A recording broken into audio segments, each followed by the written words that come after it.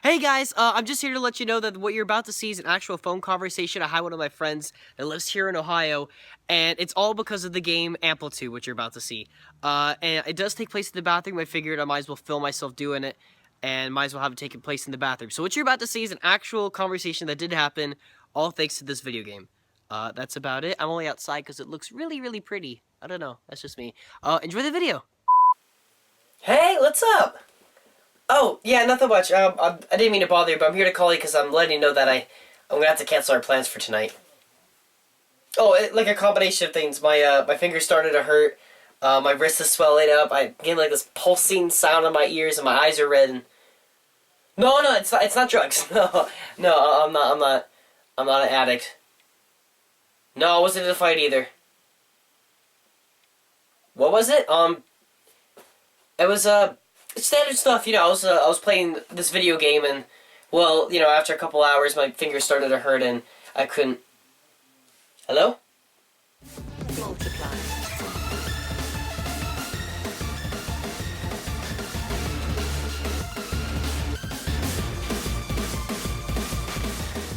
Now, unless you're new to this channel, you've probably figured out that I'm a huge fan of music games. I spent hundreds of hours of my life trying to master the rhythm formulas of games like Guitar Hero and Rock Band, two video game series that were created by video game developer Harmonix. But what was Harmonix up to before the invention of Guitar Hero? Well, they first made a game called Frequency, a game in which your little avatar moving around a giant octagonal tube with each wall representing a different instrument. You hit the notes correctly and then move on to another wall. They then made a game called Amplitude, which is essentially the same thing as Frequency, except your ship moving around a flat road instead of a tube. Both games came out on the PlayStation 2 and was met with critical acclaim, but unfortunately, nobody played them, which is why Harmonix moved on to create the Guitar Hero series, and shortly after, the Rock Band series, which unlike Frequency and Amplitude, became multi-billion-dollar franchises. Now, after 14 years of the release of Frequency, and 12 after the release of Amplitude, and promptly after the recent return of both the Guitar Hero and Rock Band series, Harmonix had just released a game called Amplitude, a reimagining of the 2003 classic for PlayStation 4. The big question is it possible that Amplitude can live alongside its two big brothers? Well, after a couple sleepless nights due to my eyes being glued to the screen, my fingers aching, and my ears beating, I think it's entirely possible.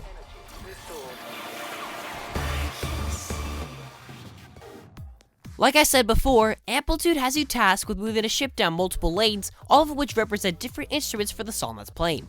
Your job is to make sure that all the lanes have been dealt with so that the song playing is put together perfectly, because if you suck, the song's not going to sound good, and that means less points for you. In order to take care of each track, you need to hit the notes for that respected instrument. Once you get every note in a full measure, which is basically a short segment of a song, the lane is cleared and automatically taken care of for quite some time, usually for around 30 seconds. When you're finished with a specific instrument, you have to almost immediately switch to another track and play the notes in time with the new instrument. Now, no matter how good you are at hitting the notes on time in either Rock Band or Guitar Hero, there are a couple reasons as to why switching lanes becomes one of the hardest things to do. Like many songs, multiple instruments that play together can all be doing completely different things, whether it's with the kind of notes that are played or the rhythm in which they are played. Playing a drum track that goes to the beat of the song and immediately switching to a synth track playing a syncopated beat proves to be a difficult task that almost demands your concentration. And to those of you that aren't as musically inclined as others, syncopation is a rhythm that is off or unexpected when compared to the main beat of a song. The more you know. What also makes lane switching hard is that you have to look ahead at a different track so you know what notes you're about to play while simultaneously playing notes for a completely different track. It took me an incredibly long time to get used to playing one instrument while staring at another without screwing up. But sometimes it can get near impossible to do this because some tracks are almost outside of your actual screen, which means you're going to have to look over quite a distance to figure out what your next notes are. I do feel like they could have done a better job as to signify what your next notes are besides just lighting up the first note. But besides this simple complaint, Amplitude's pure gameplay is fantastic. There are other mechanics that you need to take into consideration, like the different types of power-ups you can earn like a ×2 multiplier, the ability to immediately clear a lane, and to slow down time, but essentially, you now know the fundamentals of Amplitude.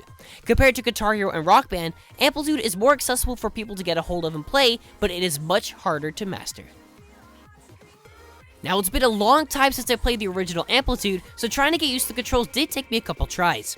While you can modify the controls depending if you're left-handed, only want to use one hand, or you just want to change the layout to something entirely different, I'm going to explain the default layout, which is my preferred control scheme. Now there are 3 different notes to hit on each track. The left one is L1, the middle is R1, and the right one is R2. Well, at first I thought this sounded like a pretty weird layout. It unsurprisingly makes a lot of sense to have each note designated to a different finger. We now live in a time where, because most music games require peripheral like a guitar, drum set, microphone, or motion controller, it may sound pretty unordinary to use a standard controller for a rhythm game. But the control layout is very natural and proves that you don't need a different type of controller to play a music game.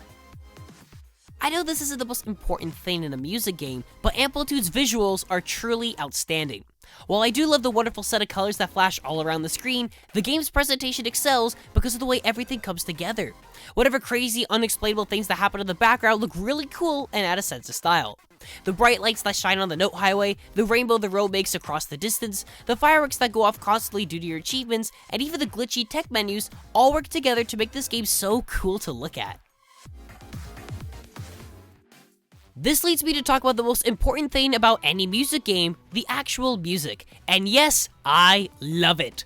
If you haven't noticed this already, almost the entire 30-song soundtrack is techno music. Now, techno isn't my favorite type of music, but as evidenced with my impressions of the Hotline Miami games, if it's good techno, I'll love it. And fortunately, almost every single song in the new Amplitude isn't just good to listen to, they're all a lot of fun to play. Now, because the point of the game is to manage all the instruments that make up a song, it's a lot of fun to listen to all the instruments come together. While it isn't good to miss notes during a song, or to have an instrument just cut out entirely, there's a joyful curiosity when it comes to listening to certain instruments come in and come out of a song. Even the simple act of starting a song can become a unique experience because you get to pick which instrument you want to play first.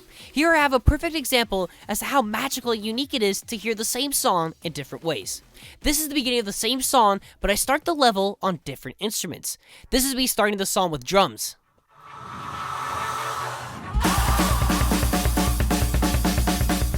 And this is me starting the song with synth.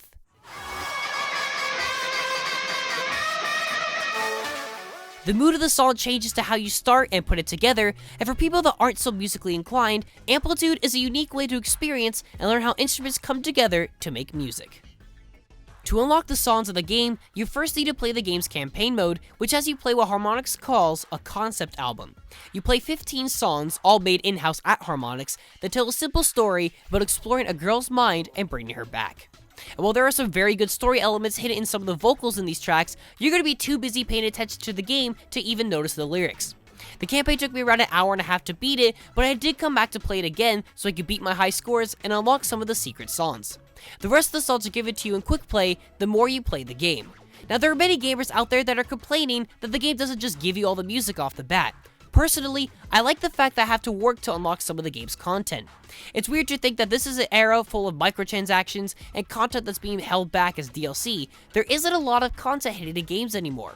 I find myself feeling very satisfied whenever my hard work rewards me with an extra song.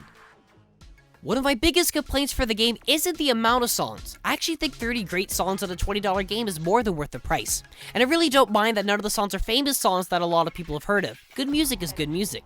It's the song variety that really bothers me. As much as I love the techno music, compared to the original Amplitude that had both techno and bands like Blink-182, all of the new Amplitude soundtrack is techno. I wouldn't mind having a couple rock songs or pop songs to play alongside the techno songs I've never heard of. However, many of the songs that Harmonix didn't make have special meaning. There's music from Harmonix's favorite Freeze Pop, a musician that supported the game on Kickstarter, music from the man behind the music in Minecraft, and we even have music from incredibly underrated games such as the fighting game Skullgirls, as well as the wonderfully artistic Transistor, and a couple of other games I won't spoil for you. Like I said before, the campaign may take you a little over an hour to complete. Replay value consists of unlocking the 30 songs the game contains, move up in difficulty if you haven't started on Expert like I have, beating your friends' high scores, which becomes fairly addictive, and playing the game competitively with up to 4 people locally. You can also turn on Freck mode, which is a throwback to the original Frequency game, in which you play the same songs in ye old Frequency fashion. Now, it hasn't been confirmed if the game will support DLC in the future, but I'm crossing my fingers that it does.